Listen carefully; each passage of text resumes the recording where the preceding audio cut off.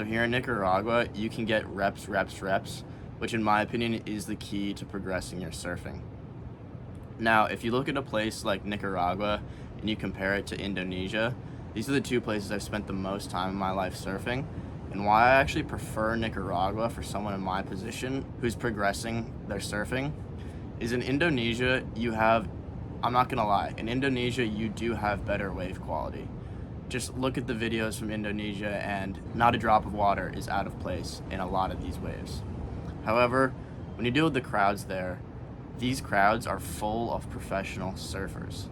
And for me, that's a great way to push myself, to see where the bar is and where I should be heading.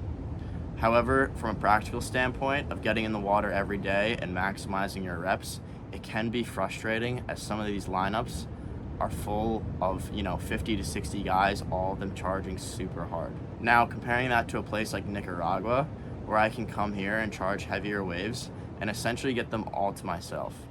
So we have the outer reef here in Papuyo, which can get pretty heavy, and there's a handful of guys in town that go out there. No one here is really that much of a pro surfer, so it allows sort of myself to be that bigger fish in a smaller pond in a way.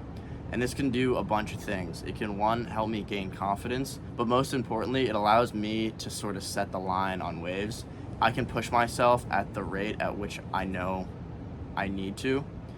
And when we compare that to Indonesia, where guys are taking off super deep, you're actually forced to take off deeper than you feel comfortable and even makeable.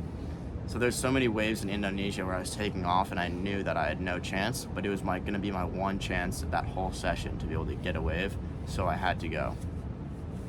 So as far as the competitiveness of the lineups, Nicaragua for me is the perfect amount of competitiveness. Obviously there are guys here that absolutely rip and push the bar higher and higher. However, it's a good middle ground.